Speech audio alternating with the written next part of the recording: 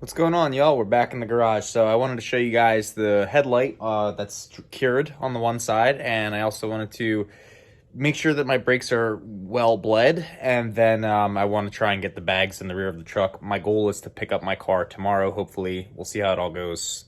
Wish me luck. All right, so that's the cured headlight. And that's the one that needs work. So you can see it makes a huge difference.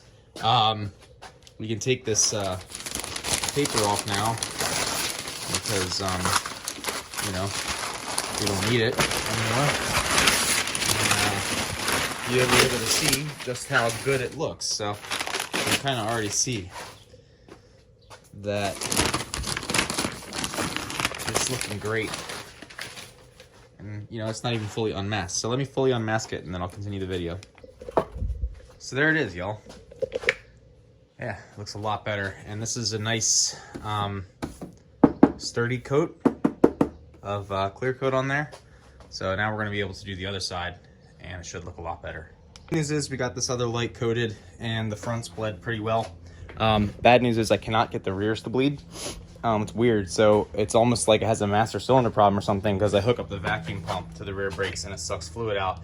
But then when I try to bleed it with the pedal, it doesn't work.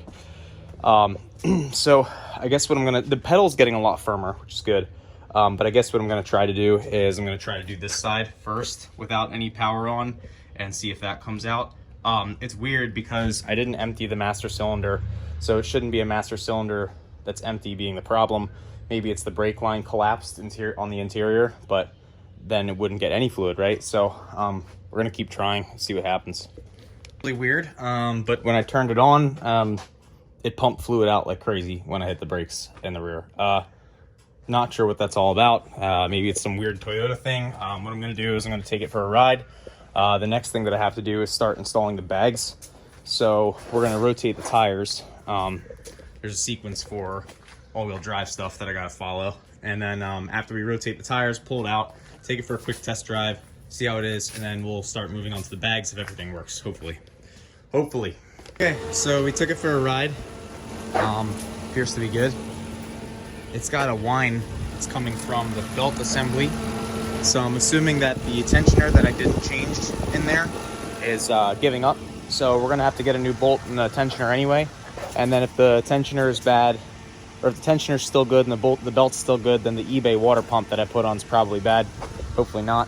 So hopefully that fixes it. But for now, we drove it around the block. These new pads have a lot of great bite to them. There's no more warping feel on the rotors, which is great. So I don't think it's leaking at all. So what we got to do now is we got to clean out this garage. It's got a lot of brake fluid on the floor. Pull it back in, then we got to start working on the airbags. All right, so the brakes are done, as I mentioned. So the last thing we got to do after all of this maintenance, and just look at how sweaty my shirt is. Like, this is all sweat. We got to do these. So I went inside, grabbed some water. This side goes up. Okay, it's a little press fitting. Here's all of the line. I guess it's like a PTFE line. And then here's another bag. Okay. Then we have these instructions and a bunch of bags of grease from the axles because I don't really use the grease that comes with it. I just use CV2. Then we have zip ties. We have some abrasion resistant fittings. And we have some air fittings. One of these is a Schrader valve. And you use the Schrader valve to pump up the bags. And then another one of these is, the other two are used to connect into a T, I believe. So we're gonna read the instructions just to be sure we're not getting anything wrong. Just double check. Car is in the air. So I don't have truck jacks, but these jacks supposedly will support the weight, 3 tons on each side. And then I have wood underneath of them, flat wood. And then to support it, just in case it doesn't fall, I have this jack, truck jack. I trust this jack a lot. It's a very good jack. I've used it a lot, you know. So so God forbid something bad happens, hopefully this jack will catch the truck. There's my kneeling pad. And so basically we're gonna start with probably taking the wheels off. The reason I have this jacked up like this is because I didn't want to jack it. I can't jack it up by the axle if I'm going to be replacing I'm gonna be putting springs in there, or pulling the springs out and then putting bags in there. So here's a light. So get under there. So we gotta get those shocks, those springs out. I might be able to do it with the springs in, but we're gonna get in there and assess the situation, see where all the grommets are and stuff, and then go from there. All right, so I'm kind of glad that I wasn't able to find my spring compressor, and that I wasn't able to, that I read the instructions, because normally, you know, you read instructions and sometimes they're like overly complicated for your vehicle, or there's an easier way and it's just cutting a corner, and I thought I could cut a corner. It was easier to just, because I had soaked everything in PB Blaster while I was doing the brake job, thank God, the Panhard bar and the shocks came off super easy. So I was able to just drop the shocks, drop the Panhard bar, and drop the axle, which is amazing. It's great because I could just pull the springs out. So one of the springs are there and one of the springs is there. So here we're gonna basically take a Sawzall. You're supposed to use a hacksaw, but I don't have one. So we're gonna use a Sawzall and just cut this off. You can see in the manual it says to cut off this overload bumper. And then if you go underneath of the car, the hole goes into the frame. So we're gonna have to figure out where I wanna get this you can see it's like clamped here on this upper line. I'm gonna have to see where I wanna do that.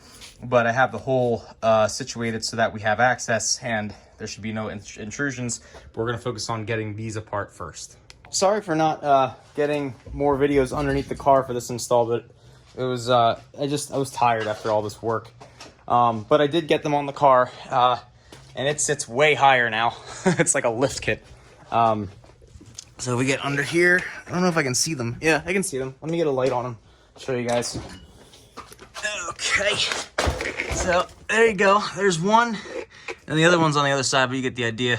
Basically ran the lines for the air up underneath the frame rails, and then they come out and they wrap along here. I need to cut these zip ties, but yeah, they come out here, and I have a little label. This is left bag, right bag, and I inflated them to 15 psi. So basically what you do, let's see if we can set up this tripod here. What you do is you come with your air compressor and you fill it up, and then to check it, you just plug it in. So that's holding 15, and then this is holding 15, and it's just, yeah, they're just Schrader valve fittings. So now we have one of the valve covers. Seems that I already lost one of the other ones, and I gotta find that now. There it is, found the other one. So we're just going to put the valve covers on, the Schrader valve covers, so that we don't get any junk in our valves while towing. And that's it. So I'm gonna go take this for a ride and let you guys know how it feels, but yeah. All right, so it rides pretty nice. Surprisingly, hitting bumps and stuff, it doesn't like bounce too much or anything like that. I was expecting it to be bouncy. Not bouncy at all. I got a bunch of stuff in my eyes. You can see working underneath of a rusty vehicle is not fun because it will exact its vengeance upon you. But what we're gonna do now is we're gonna test air pressures, see if it leaked.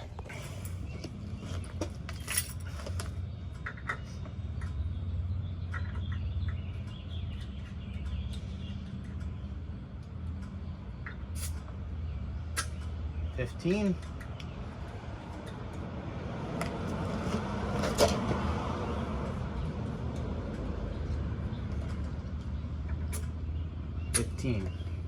So a little bit lower than it was before. It was like right at 15. Now it's a little under 15. So we'll just keep an eye on it for now. But it looks like it's not leaking. So at least for now. So thanks for watching, guys.